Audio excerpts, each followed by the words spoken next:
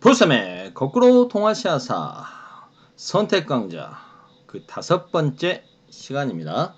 이번 시간에는 워싱턴 체제와 5.4 운동 선택 강좌 8번과 9번을 보도록 하겠습니다.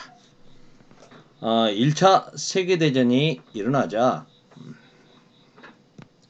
영국의 동맹국이었던 2차 영일동맹을 맺었던 일본은 영국의 동맹국으로서 참전합니다. 독일에게 선전포고를 하죠. 유럽 전선까지 가서 직접 싸우진 않고 수에즈 운하 일대라든가 서남아시아 지역까지는 해군을 동원해서 위력 시위도 하고 그 다음에 물자 조달도 좀 함께 합니다만 실제 일본군이 주로 이렇게 활동하면서 전투를 벌였던 것은 아시아 지역이죠. 산둥반도를 독일의 조차지들이 있었지 않습니까? 이 지역을 이제 일본이 점령을 하게 됩니다. 근데 어이가 없는 게 산둥반도는 중국 땅이잖아요.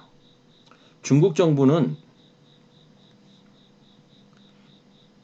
연합군으로 참전해서 중국과 싸우고 있는, 독일과 싸우고 있는 입장인데 같은 연합군인데 그러면 중국이 가서 독일을 몰아내고 자기 땅을 회복해야 되는데 일본이 가서 독일이 점령하고 있던 산둥반도를 점령하는 거죠.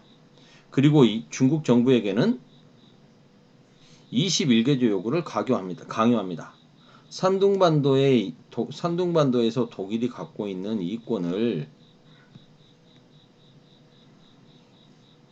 일본에게 넘겨라 그거죠. 그리고 러일 전쟁 승리로 일본이 대신 가지게 되었던 리순과 딸엔 이 지역의 조차 기한을 99년 연장하라. 사실상 거의 자기 땅으로 하겠다는 거죠. 그리고 남만주 지역의 이권도 넘겨라.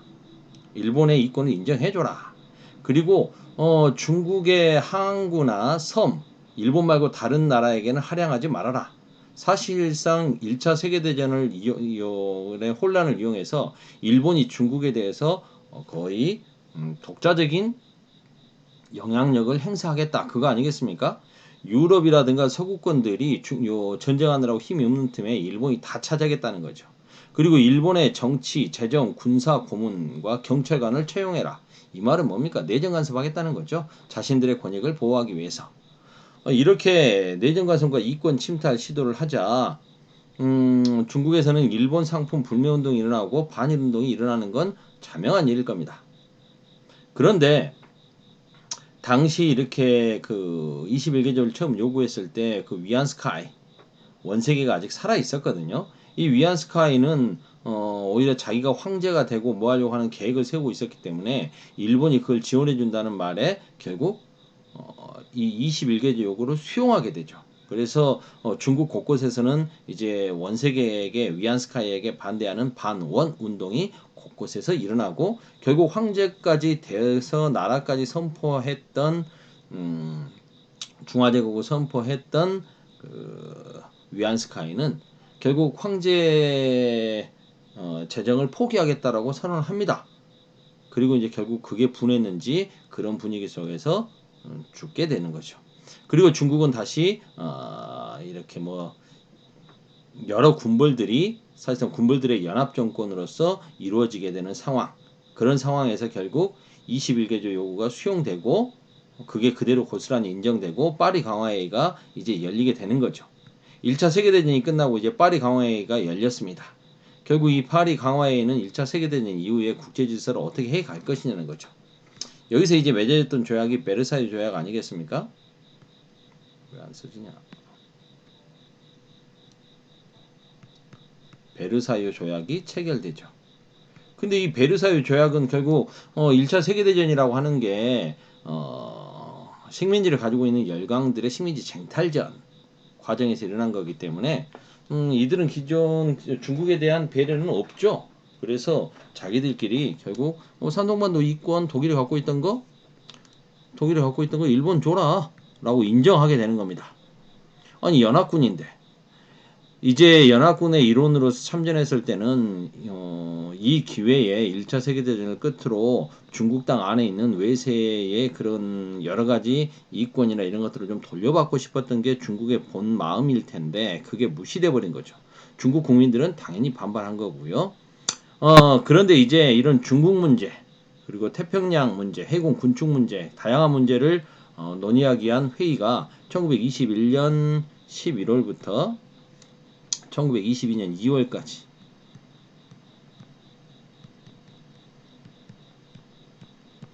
미국 워싱턴에서 열립니다. 워싱턴 회의. 장소가 중요하다고 그랬죠, 선생님이. 이 말은 미국이 주도하고 핸들링을 한다는 거 아니겠습니까?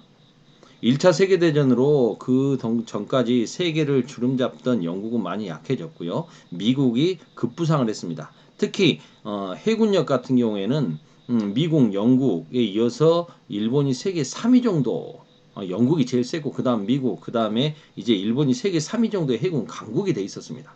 이걸 가지고 이제 바다를 거의 누비려고 할 거 아닙니까? 안 되겠다. 태평양이라고 하는 곳은 이제 미국이 진출을 해야 되는데 자신들의 영역이라고 생각하고 아시아로 진출하려는 미국과 미국이 서진을 한다고 봐야겠죠. 우리 그 지도상으로 보면은 미국이 이제 서진을 하는 거고 일본 입장에서는 동진을 해야겠죠. 태평양으로 가야 되니까 이해 충돌이 생기는 겁니다. 그래서 이러한 갈등을 조절하기 위해서 열렸는데 결국 여기서 이제 미국의 입김, 워싱턴에서 열렸기 때문에 미국의 입김이 많이 작용되죠. 그래서 그 결과 동아시아 내에서 이제 미국의 힘은 세지고 일본의 힘은 약해지고 그리고 미국과 영국이 동등하게 중국은 강대국인 미국, 영국, 프랑스 그리고 일본까지 이 네 나라가 중국에서 함부로 하지 않는다. 열강들이 중국에서 쉽게 말해서 세력을 균형을 이룬다라는 것을 약속하게 되는 거죠. 그러면 이제 일본 입장에서는 선둥반도 먹었는데 이거 돌려줘야죠. 그리고 너 너무 해군이 세졌어. 군비 축소시켜. 해군력 약화시켜. 그래서 미국과 영국은 5대 5로 하고 일본은 3 정도의 비율로 해군을 축소시켜라. 라는 군축 회의를 하게 되는 겁니다. 이게 워싱턴 군축 회의입니다. 이렇게 해서 만들어진 체제를 이제 워싱턴 체제라고 하는 거고요. 워싱턴 체제라는 것은 동아시아에서 열강들의 세력 균형 체제다. 미국의 힘은 세지고 일본의 힘은 견제를 받아서 약해진다. 그럼 일본 입장에서는 결국 어떻게 하겠습니까? 미국 두고 봐라 이렇게 되는 거죠. 자, 그 다음 오사운동 9번째 주제 오사운동에 대해서 살펴보겠습니다. 1차 세계대전 끝나고 나서 파리 강화회의에서 민족 자결주의가 이야기되자 한국에서는 3.1운동이 일어났다는 거 다 아시죠? 중국에서는 5.4운동이 일어납니다. 중국은 1차 세계대전이 끝나고 나서 천두슈라고 하는 사람이 중심이 돼서 뭐 신청년이라고 하는 잡지가 발행되고 과학과 민주주의를 앞세운 신문화 운동이라는 게 일어납니다. 새로운 문화를 일으키자 신문화 운동이 전개되죠. 과학과 민주주의가 강제되면서 이제 여기선 처음에 이 신문화 운동이 이제 그 뭐 계몽 운동이고요. 중국의 그 유교 중심의 봉건적인 옛 사상이나 문화, 도덕 이런 것들 좀 도덕이나 이런 것들을 공격하면서 새로운 문화를 일으키자 해서 신문화 운동입니다. 근데 이게 이제 점차 좌경화되죠.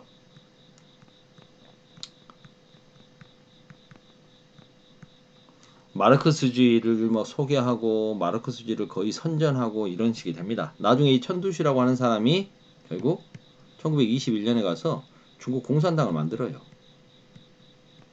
공산당을 만들게 됩니다.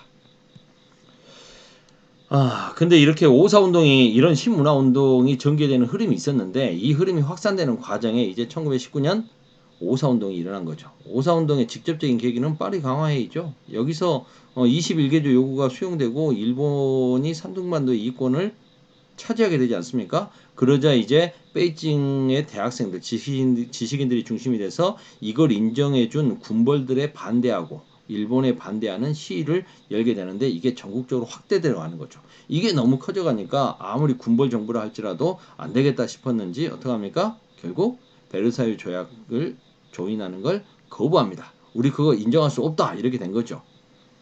이권 안 뺏기겠다. 뭐 국민들의 요구가 너무 심하니까요. 이러한 3.1운동과 5.4운동을 전후로 다양한 사상들이 들어오는데 그 중에서 이제 사회주의 사상이 확산되고 뭐 러시아 혁명이 일어났으니까요. 그리고 이제 러시아가 많은 이러저런 이제 사회주의 혁명 전파를 위해서 전 세계 피압방 민중의 해방을 돕는다 하면서 굉장히 많은 지원도 해주고 하니까 사회주의 사상이 더욱더 확대되고 유행해지는 거죠. 5.4운동 당시에 백성들 중국 국민들의 요구 너무 자신들이 21개조 요구나 이런 것들 당연히 철회될 줄 알았는데 인정되고 하니까 이거 너무 자존심이 상했던 거죠. 밖으로는 국권을 회복하고 안으로는 매국노를 처벌하자. 조약서명 거부하라. 21개조 폐지하라. 우리의 산둥을 돌려달라. 몸 바쳐서 산둥 되찾자. 산둥반도를 일본이 차지하게 되는 건 용서할 수 없다. 이렇게 됐던 겁니다.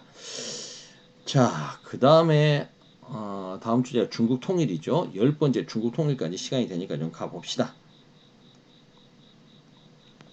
중국 통일 어딨냐. 3.1운동 이후에 이제 대한민국 임시정부 만들어지는 건 다 아실 테고 우리는 뭐 요건 한국사 시간에 배웠으니까 동아시아사 시간에는 중국의 통일정부 수립에 대해서 좀 살펴보도록 하겠습니다. 5.4운동 이후에도 여전히 중국은 군벌들이 난립하고 있죠. 이제 제일 대표적인 사람은 그 옌시산이라고 하는 사람이 좀 힘이 셌고, 그 다음에 장쩌린, 그 다음에 풍옥상, 펑위샹이라고 하죠. 풍옥상, 오페부, 우페이푸, 뭐 이런 사람들이 군벌들로서 차지하고 있었는데 이 사람들이 힘이 셉니다. 그래서 이 사람들이 연합해가지고 사실상 베이징을 근거지로 해서 군벌 정부로 중국을 이끌고 있었던 거죠.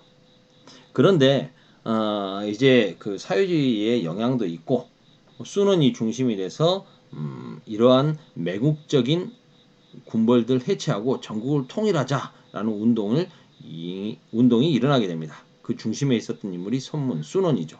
수논은 중국 국민당을 조직합니다. 그리고 이제 당시 이제 러시아 혁명 이후에 소비에트가 예전에 러시아 제국 당시에 중국에게 청나라에게서 빼앗아갔던 모든 이권을 아무런 조건 없이 돌려주는 모습에 굉장히 호감을 느끼게 되죠. 윌슨이 제창했던 서구 열강들 중심의 민족 자결주의가 승전국의 식민지에는 적용되지 않는 모습에 실망한 우리 민족과 마찬가지로 중국도 그런 모습에 실망을 했는데 소비에트는 아낌없이 자신들의 이권을 돌려주더라는 거죠. 그렇다면 소련과 손잡고 혁명을 일으켜보자. 그래서 국민당이 소련의 지원을 받고 공산당과 제휴하게 됩니다. 이게 바로 1차 국공합작이죠. 국민당과 공산당이 손을 잡습니다. 그리고 그들은 국민혁명군을 결성하죠. 이 국민혁명군의 목적은 뚜렷합니다. 군벌을 해체하고 중국을 통일하겠다는 거죠. 근데 때마침 민족주의를 굉장히 자극하는 사건이 터집니다.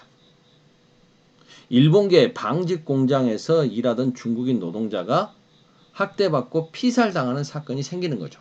이걸 계기로 일어났던 게 이제 530 운동입니다. 5월 30일 운동이죠. 전국적인 반제국주의 운동이 발전되게 되는 겁니다. 이거 제대로 조사해서 해야 되는데 군벌 정부는 매국적인 군벌 정부는 이런 거 일본인 자본가, 일본 세력 입장에서 그냥 덮으려고 했다는 거죠. 위야무야 넘어가려고 하니까 이제 사람들이 열받는 거 아닙니까? 자신들의 국민들을 지켜주지 않는 정부 필요 없다. 이게 된 거죠. 530 사건을 계기로 전국적인 반제국주의 운동이 일어난다. 그래서 이제 국민혁명군은 군벌 타도라는 걸 내세우면서 북벌을 시작합니다. 특히 이제 수논이 좀 죽고 나서 수논의 뒤를 이어서 권력을 잡은 사람이 장제스거든요.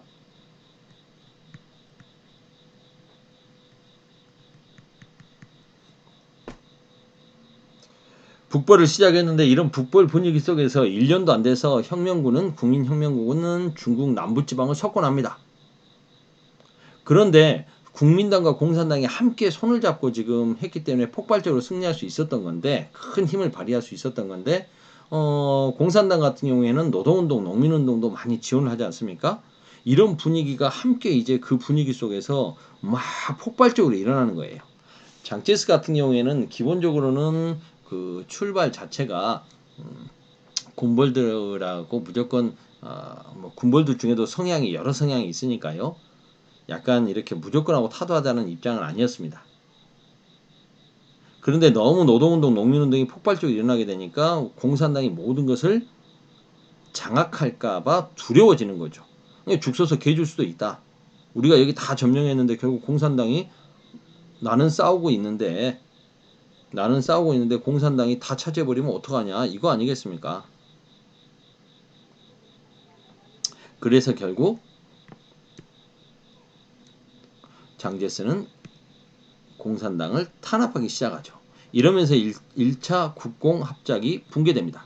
그러니까 원래는 국민당과 공산당이 합치게 되면서 중국 공산당이 공산당을 버리고 국민당으로 다 가입을 했거든요. 근데 국민당 안에 공산당을 쫓아내기 시작한 거죠. 공산당은 이렇게 하고 이제 갈라서긴 했지만 북벌은 계속 했습니다. 그리고 그 핵심적인 세력이었던 군벌 세력들이 속속 장제스에게 투항을 하면서 북벌이 완성되는 거죠. 베이징을 점령하고 북벌이 완성됩니다. 1928년에 북벌이 완성됐기 때문에 그 전에 이제 국민당 정부를 2월 달에 세우거든요. 1928년 2월 달에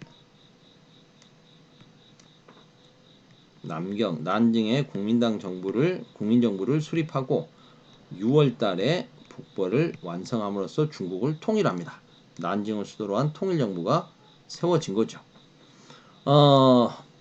이 사이에 일본 같은 경우에는 산둥반도에 자신들의 이권을 지키려고 두 차례나 산둥반도를 쳐들어옵니다. 군대를 동원하는 거죠. 3차 이렇게 쳐들어왔어요. 산둥반도 침략할 때는 조선에 주둔하고 있던 군대까지 동원합니다. 그러려고 했던 이유는 그 만주 군벌이었던 이 장쪼린이라고 하죠. 이 사람이 이제 굉장히 친일적이었거든요. 이 장장님이 당시 베이징 그 군벌 정부의 그 1인자였는데 이 사람을 지켜주는 게 산둥반도하고 그 만주, 몽골 지역에서 일본의 이권을 지킬 수 있다고 봐서 이 사람을 도와준 겁니다. 이 사람이 굉장히 친일적이었거든요. 그런데 결국 베이징이 점령당하고 이 사람이 자신의 장조린이 자신의 근거지였던 그 동북지방 만주로 오려고 하자 일본이 이 사람을 죽여버립니다. 폭사시켜버립니다. 필요 없다 라고 생각했던 거죠. 오히려 이 사람의 폭사를 계기로 해가지고 자신들이 직접 만주에 개입하려고 했던 모습도 보였던 겁니다. 그런데 이 사람의 아들 장항량, 장쉐린이라고 하죠.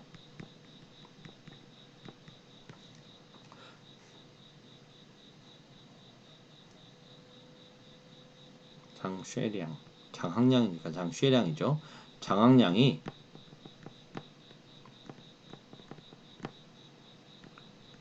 자기 아버지와 달리 이 사람이 이제 자기 아버지를 일본이 죽였다는 생각에 군대를 이끌고 장개석에게 투항을 해버립니다. 그러면서 사실상 중국 통일이 완성되는 거죠. 벌써 19분 20분 됐네요. 오늘 주제 3개 했더니 좀 많이 시간이 걸렸습니다. 오늘은 여기까지 하겠습니다. 5강 끝!